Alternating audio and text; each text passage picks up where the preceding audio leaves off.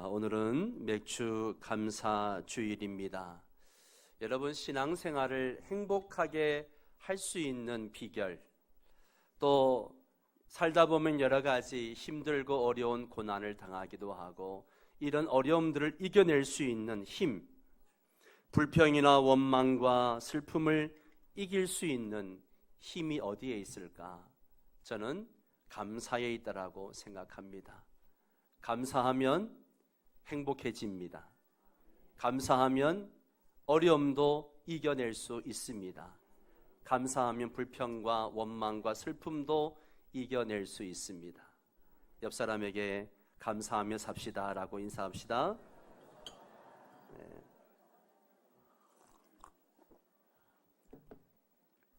또 오늘은 우리 명성교회가 설립되어진 지 47주년이 되는 날이기도 합니다. 여러분, 우리 명성교회가 어떤 교회가 되어야 할 것인가 한번 생각해 봤으면 좋겠습니다.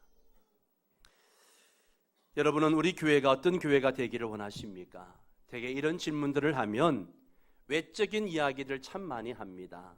사랑이 많은 교회, 기도 많이 하는 교회, 전도하는 교회, 선교하는 교회, 구제하는 교회, 이 지역사회를 위해서 열심히 섬기는 교회, 이런 이야기들을 많이 하죠. 그러나 저는 좀 다른 측면에서 좀 생각해 보려고 합니다. 전에도 말씀을 드렸습니다마는 우리가 아이들을 양육할 때에, 우리 자녀들을 양육할 때에 제일 신경 쓰는 게 뭡니까? 예? 어떻게 하면 공부를 잘 가르칠까? 어떻게 하면 좋은 대학에 가게 할까? 이런 게 신경 씁니까? 제일 중요한 것은 자녀들의 건강입니다. 건강이에요.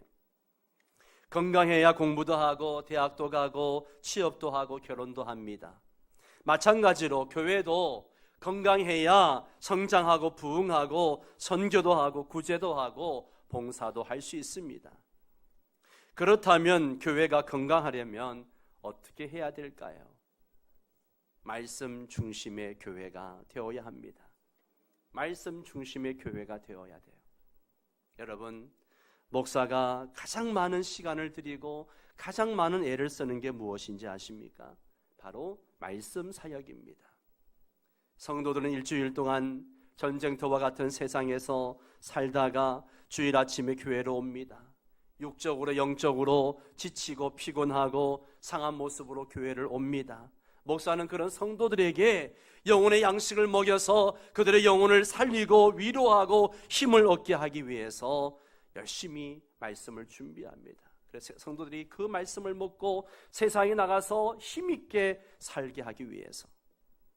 그렇기 때문에 참 성도들을 말씀 위에 서게 해달라고 사명감을 가지고 그렇게 기도하고 말씀을 전합니다.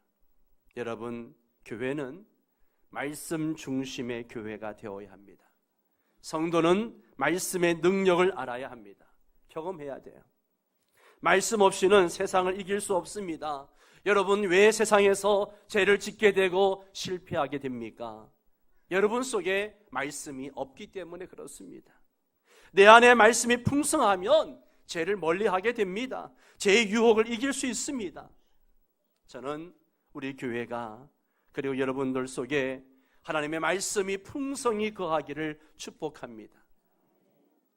시편 119편 말씀은 성경에서 가장 긴 장이기도 하지만 그 176절에 되는 그 긴 말씀이 하나의 주제를 가지고 말씀합니다. 하나님의 말씀과 묵상의 삶이 얼마나 중요한지 우리에게 교훈해 주고 있습니다. 한마디로 말해서 말씀에 대한 찬양시죠. 시편 119편에 말씀, 율법, 율례, 법도, 교훈, 증거, 이런 말씀을 표현하는 이런 표현들이 몇 번이나 나오는지 아세요? 176절 중에 171번 이상 나옵니다. 제가 몇 번을 읽으면서 체크해 봤어요. 제가 171번 이상 나온다라고 하는 것은 시험 드는 분들이 계실까 봐. 목사님 172번이던데요. 그런 걸로 마음에 시험 드는 분들이 계세요. 그래서 171번 이상입니다. 제가 찾아본 거는 그래요. 어쨌든 이 시편 119편은 말씀에 대한 찬양의 시입니다.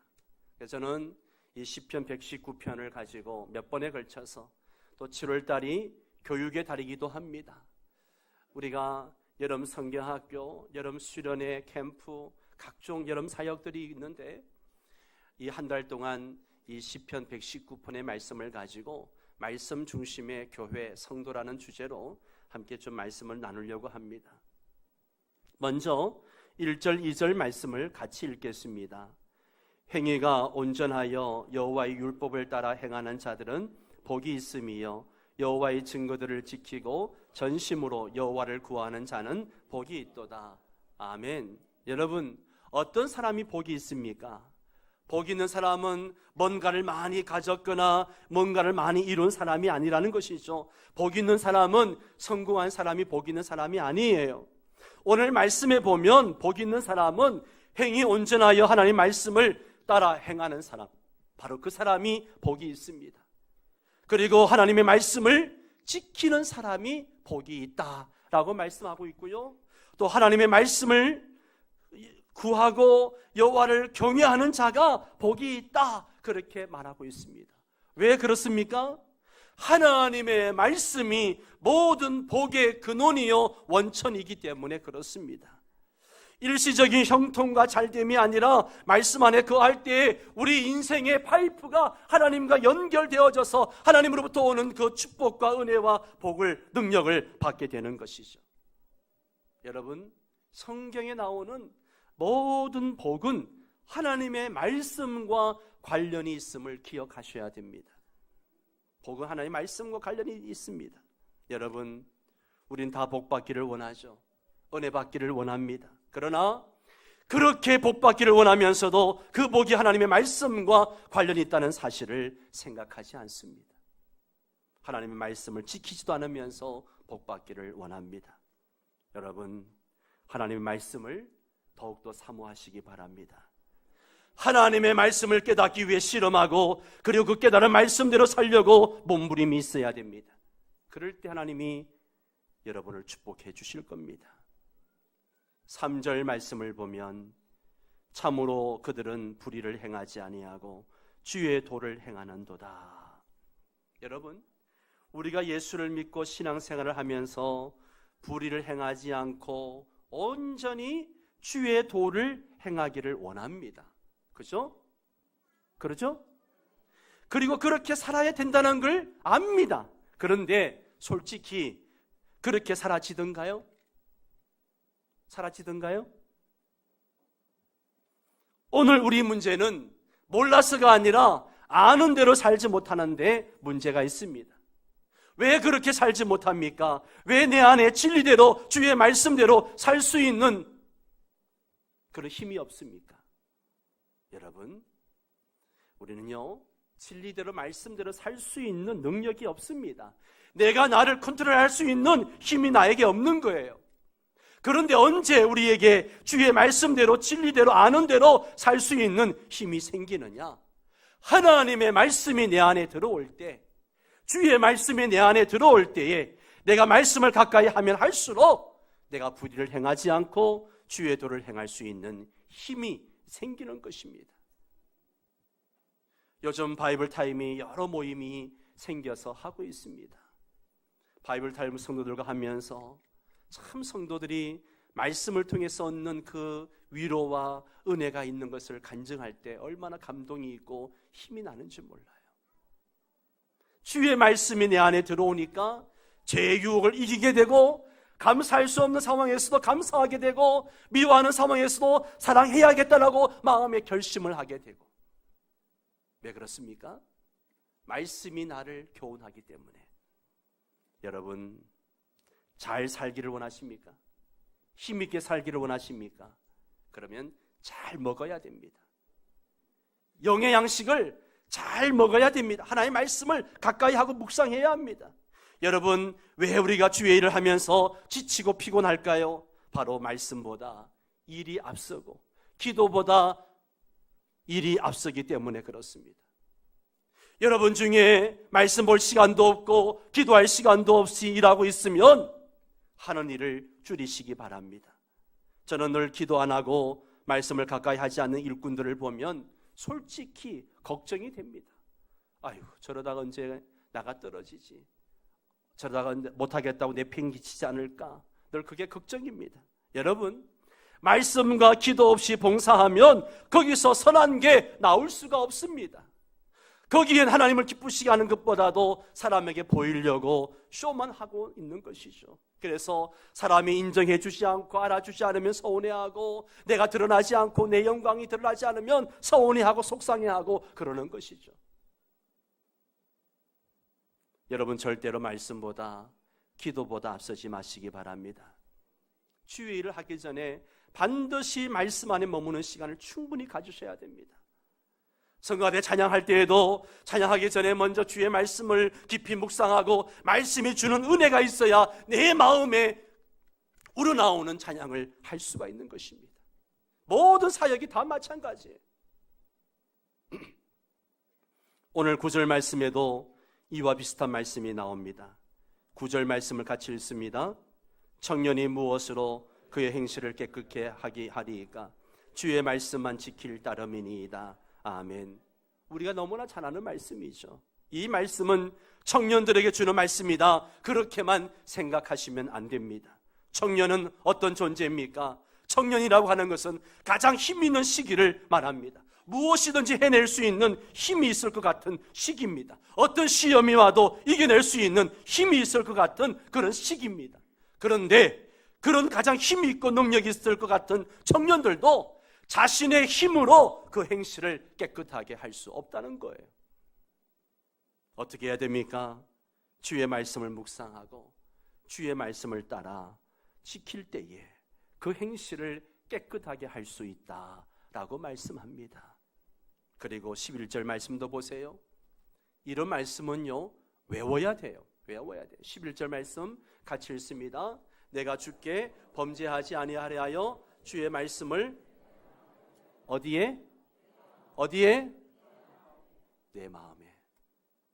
내가 주께 범죄하지 아니하려 하여 주의 말씀을 어디에? 내 마음에 두었나이다. 여러분, 우리의 고민이 무엇입니까? 이제 죄는 그만 짓고 좀 이제는 죄악된 생활을 그만하고 하나님 말씀대로 살고 싶습니다. 이게 우리의 고민이잖아요. 그런데 돼요, 안 돼요? 돼요, 안 돼요? 2부 예배는 되는 사람들만 오신 모양이네. 돼요, 안 돼요? 솔직하게 다시 한번 대답해 보세요. 돼요, 안 돼요? 안 돼요. 안 됩니다. 이유가 뭘까요? 주의 말씀이 내 안에 없기 때문에. 주의 말씀이 내 안에 없기 때문에. 여러분, 죄는 내가 결심한다고 안 짓는 게 아니에요. 도박하는 사람이 가산을 탕진하고 다시는 도박하지 말아야지 결심하고 손모가지를 자릅니다. 그런데 나중에 보니까 다른 한 손 가지고 또 도박을 하고 있는 거죠. 저는 실제로 시골에 있을 때 참 우리 동네에 이 화토 도박이 참 심했어요. 네. 그러니까 우리 친구 아버지도 도박을 참 좋아해가지고 너무 도박을 많이 하니까 가산을 탕진하고 나니까 정신이 번쩍 드는 거죠. 그래가지고 엄지손가락을 자르더라고요. 엄지손가락을 진짜 잘랐어요. 작두로. 그런데요, 그분이 그만뒀을까요? 화투를요, 쟤는 이렇게 못 치니까 이렇게 치시더라고요. 이렇게 엄지는 안 되니까 이렇게 치시고 화투를 치시더라니까요. 네. 죄는 결심한다고 안 짓는 게 아닙니다. 내 안에 주의 말씀이 있어야 됩니다. 내 안에 주의 말씀이 있게 하려면 어떻게 해야 됩니까? 말씀을 읽어야 됩니다. 묵상해야 됩니다. 말씀을 암송해야 돼요. 그래야 주의 말씀이 내 안에 거하는 거예요. 여러분, 이 세상이 얼마나 죄악된 세상, 탕류가 심합니까? 여러분의 자녀들이, 여러분의 남편이, 아내가 휩쓸리지 않기를 원하고 있을 겁니다. 여러분, 내가 윽박지른다고 야단친다고 유혹에 휩쓸리지 않는 게 아닙니다. 그 속에 말씀이 들어가야 이겨낼 수 있는 거예요. 어떻게 하면 우리 자녀들이 말씀을 더 가까이 할 수 있을까? 말씀 안에 거하게 할 수 있을까? 이것을 우리가 고민해야 돼요. 어떻게 하면 좋은 대학 보낼까? 어떻게 하면 공부를 더 많이 시킬까? 이걸 고민해야 되는 것이 아니라 우리 자녀들이 어떻게 하면 말씀 안에 살 수 있도록 할까? 이걸 고민해야 되는 거죠. 그래서 말씀 안에 늘 거하게 만드시기 바랍니다. 5절 말씀을 봅니다. 내 길을 굳게 정하사 주의 율례를 지키게 하소서. 8절 내가 주의 율례들을 지키오리니 나를 아주 버리지 마옵소서. 10절 보세요. 같이 읽습니다. 내가 전심으로 주를 찾아 싸우니 주의 계명에서 떠나지 말게 하소서. 구구절절 주의 말씀을 떠나지 말게 해주세요. 주의 말씀을 지키도록 해주세요 하는 기도입니다. 지금 시편 기자는 어려운 가운데 있습니다. 절박한 가운데 있어요. 이럴 때 보통 사람들은 어떻게 합니까? 뭔가 절박하고 어려우면 말씀의 원리를 따르기보다는 그 절박함을 빨리 벗어나기 위해서 불법을 행하고 부정을 행하고 그리고 꼼수를 부리거나 하나님이 원하지 않는 방법으로 나아가기가 쉬워집니다. 그런데 오늘 시편 기자는 뭐라 고백합니까? 하나님, 이런 어려운 상황이고 이런 절박한 상황이지만 주의 길로 행하겠습니다. 주의 말씀을 지키겠습니다. 이렇게 고백하는 것이죠. 그리고 14절에 뭐라고 이야기합니까? 하나님의 말씀을 내가 가진 모든 재물보다 즐거워한다. 그렇게 고백합니다. 많은 재물을 가지고 있어요. 그러나 그 재물보다 내가 주의 말씀을 더 즐거워합니다. 결코 쉬운 고백이 아니죠. 어떻게 이런 고백이 가능합니까? 6절 말씀을 볼까요? 6절 말씀 같이 읽습니다. 주의 말씀대로 행할 때 하나님은 이 부끄럽게 하지 않을 것이다. 내가 주의 말씀대로 살려고 할 때에 결코 하나님은 나를 부끄럽게 하지 않을 것이다. 이 말씀에 대한 확신, 믿음이 있었기 때문에 이런 고백을 할 수 있는 것이죠. 사랑하는 성도 여러분, 오늘 이 믿음의 고백이 여러분의 고백이 되시기를 바랍니다. 어떤 상황에서도 하나님의 말씀을 따라 행할 수 있는 믿음의 사람들 다 되시기 바랍니다. 말씀 중심의 삶을 사시기 바랍니다. 지금 시편 기자는 고난 가운데 있습니다. 여러 사람들의 비방과 멸시 가운데 있고 동족 가운데 있지만 나그네 된 것처럼 외로운 가운데 있습니다. 이때 시편 기자가 무엇을 합니까? 17절 말씀, 주의 종을 후대하여 살게 하소서. 그리하시면 주의 말씀을 지키리이다. 이 말씀 무슨 말입니까? 나에게 은혜를 베풀어 주십시오. 지금까지도 주의 말씀을 지키며 살았지만 지속적으로 주의 말씀을 지키며 살겠습니다. 서원을 하는 거죠. 그리고 이어서 자기의 속마음이 어떠한지, 자기에게 어떤 어려움이 있는지 하나님께 솔직하게 다 아뢰고 있죠. 여러분, 어떤 어려움이 있든지 오늘 시편 기자처럼 주님께 다 아뢰시기 바랍니다. 그리고 하나님 나에게 은혜를 베풀어 주옵소서 기도하시기 바랍니다. 시편 기자는 하나님께 기도하되 뭐라고 기도합니까? 18절 19절 말씀을 보면 내 눈을 열어 주의 법에 놀라운 것을 보게 하소서. 주의 율법에서 놀라운 것을 보게 하소서. 주의 계명을 나에게 숨기지 마소서. 이렇게 말합니다. 한마디로 무슨 말이에요? 내가 하나님의 음성 듣기를 원합니다. 주의 뜻을 깨닫기 원합니다. 이런 말이거든요. 지금 내게 이런 고난과 아픔이 온 것은 분명히 하나님의 뜻이 있을 것인데 주님의 뜻이 무엇인지 내 눈을 열어서 깨닫게 해 주십시오. 이 상황을 주의 말씀으로 해석할 수 있도록 주께서 내 눈을 열어 주십시오. 차원이 다른 기도죠. 보통 어려움을 당하면 그 어려움을 이기게 해달라고, 속히 벗어나게 해달라고 기도하는 게 보통이잖아요. 그러나 이 시인은 내 눈을 열어서 주의 뜻을 보게 해달라고 기도합니다. 사랑하는 성도 여러분, 오늘 믿음의 사람들 주변에 일어나는 사건은요, 결코 별 의미가 없이 우연히 일어나는 사건이 없습니다. 모든 게 다 의미가 있는 사건입니다. 그렇기 때문에 해석을 잘해야 돼요. 뭘 잘해야 돼요? 해석을 잘해야 돼요. 해석을 어떻게 하느냐에 따라서 달라지는 겁니다. 여러분은 여러분 주변에 어떤 사건이 일어나면 그 상황을 어떻게 해석합니까? 이 사건을 통해 하나님이 나에게 깨닫게 원하시는 게 뭘까 생각하고 묵상하십니까? 그 사건을 어찌하든지 세상적인 기준이나 평가가 아니라 하나님의 말씀으로 해석하려고 노력하십니까? 모든 상황을 하나님의 말씀의 기준으로 해석을 잘하는 은혜가 있으시기를 바랍니다. 이게 바로 말씀 중심의 삶이요 성도요 교회라고 할 수 있습니다. 그런데 이 말씀에서 그냥 이 문장만 가지고 우리가 묵상해 보면 하나님께서 말씀을 숨기시는가 이런 오해를 할 수 있습니다. 그렇지가 않습니다. 하나님은 항상 우리에게 말씀을 밝히 보여주고 계십니다. 항상 우리에게 말씀하고 계십니다. 그런데 우리가 못 보는 거예요. 못 듣는 겁니다. 왜 그래요? 왜 못 보고 왜 못 듣습니까? 바로 우리 마음이 어두워지면 못 보게 되는 것이죠. 다른 말로 하면 영적으로 무뎌져 있는 영성이 떨어지게 되면 아무리 듣고 싶어도 안 들리고 보고 싶어도 보지 못하고 깨닫지 못하는 거죠. 지금 이 자리에 그런 분들이 많잖아요. 네? 그런 분들이 많잖아요. 하나님의 말씀을 읽어도 도대체 무슨 소리인지 무슨 뜻인지 모르잖아요. 그래서 답답해하기도 하고 그래서 덮어버리기도 하고 그러잖아요. 여러분 하나님의 말씀을 보려면 어떻게 해야 돼요? 마음을 깨끗하게 해야 됩니다. 영성이 다시금 살아나 영적인 사람이 되어야 돼요. 그러면 어떻게 하면 우리의 마음을 깨끗게 할 수 있습니까? 성령님을 의지해야죠. 성령 충만해야 됩니다. 오늘도 성령 충만함으로 주의 음성이 들리고 주의 뜻을 밝히 하는 그런 성도 여러분 되시기 바랍니다. 오늘 말씀을 묵상하면서 참 나를 부끄럽게 하는 말씀이 있었습니다. 바로 20절 말씀인데요.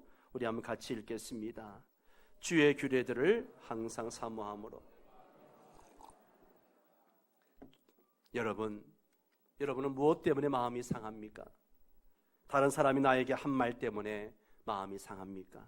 다른 사람보다 내가 더 못 살고 더 진급도 안 되고 취직도 안 되고 더 열악하고 이런 열등감 때문에 마음이 상합니까? 내 마음대로 안 되는 것 때문에 마음이 상합니까? 아니면 변화되지 않는 내 남편, 내 자식들 때문에 마음이 상합니까? 오늘 시편 기자는 무엇 때문에 마음을 상한다고 했습니까? 주의 말씀을 너무너무 사모해서 너무너무 주의 말씀을 사모해서 마음이 상했습니다. 주의 말씀을 너무 사모하는데 주의 말씀을 알지 못하고 깨닫지 못하고 주의 말씀에 온전히 순종하지 못하는 자신을 보면서 애통해하며 마음이 상한 거예요. 저는 말씀을 준비하다가 제 자신이 너무나 부끄러웠습니다. 너무나 부끄러웠어요. 하나님의 말씀이 너무 사모되어져 가지고 그 말씀이 깨달아지지 않는 것 때문에 이렇게 마음이 상해 본 적이 있는가? 그 말씀을 붙들고 울어본 적이 언제 있던가? 자신을 돌아보며 진심으로 회개하는 시간을 가졌습니다. 여러분, 말씀을 깨닫기 원하는데 안 깨달아져서 마음이 상하고 마음이 괴롭고 답답하고 그런 적이 언제입니까? 말씀을 묵상해도 안 깨달아지고 말씀을 열심히 읽어도 별다른 느낌도 없고 그래서 하나님께 땡강 부려본 적이 있습니까? 하나님 오늘 우리에게 이런 말씀에 대한 태도가 있기를 원하십니다. 주의 말씀을 사모할 수 있기를 바랍니다. 사랑하는 성도 여러분, 말씀 중심의 성도가 됩시다. 말씀 중심의 교회가 됩시다. 말씀 중심의 삶은 주의 말씀을 따라 행하는 것입니다. 주의 말씀을 끝까지 지켜 행하는 거예요. 시인은 반복해서 주의 말씀을 내게 가르쳐달라고 기도하고 있습니다. 여러분, 말씀 중심의 삶을 살려면 하나님의 말씀을 배워야 합니다. 오늘 교회 안에 너무나 믿음이 좋아서 보지 않고 믿는 자가 복이 있다 그렇게 하니까 말씀을 탁 덮어놓고 믿는 성도들이 너무 많습니다. 일주일 내내, 한 달 내내 성경 창문 열어보지 않는 거예요. 그냥 덮어놓고 믿습니다. 참 믿음이 좋은 건지 간땡이가 부은 건지 모르겠지만 여러분, 그러면 안 됩니다. 그러면 안 돼요. 하나님의 말씀은 열어서 읽어야 됩니다. 말씀을 읽고 묵상해야 됩니다. 그래야 내 안에 힘이 생깁니다. 내공이 생기는 거예요. 그래야 죄와 싸워서 이길 수 있습니다. 시인의 고백을 다시 한번 볼까요? 내가 주께 범죄하지 아니하려 하여 주의 말씀을 어디에? 내 마음에 두었나이다. 여러분, 말씀과 기도보다 앞서지 마세요. 오늘 우리의 문제, 한국교회의 문제는 말씀 중심, 복음 중심의 교회가 되지 않기 때문입니다. 교회 안에 너무나 많은 세상적인 기준과 가치관들이 들어와 있고 그것들이 교회를 지배하고 있습니다. 교회의 정책을 결정할 때에도 하나님의 말씀이 기준이 아니라 세상의 가치가 기준이 됩니다. 이런 교회는 타락할 수밖에 없습니다. 이런 교회는 사람들이 많이 모일지 모르겠지만 생명이 없습니다. 교회가 생명이 없으면 무엇합니까? 교회는 사교장이 아닙니다. 교회는 서로의 이익을 나눠 먹는 시장통이 아닙니다. 하나님의 말씀이 살아있고 복음이 제대로 선포되어지고 그 말씀이 성도와 교회의 기준이 되어야 합니다. 교회 설립 기념주일을 맞아 말씀 중심의 성도, 그런 교회가 되겠다고 결심하는 그런 시간 되시기를 주의 이름으로 축원합니다. 다 함께 일어나셔서 주님 말씀하시면 찬양 드리겠습니다.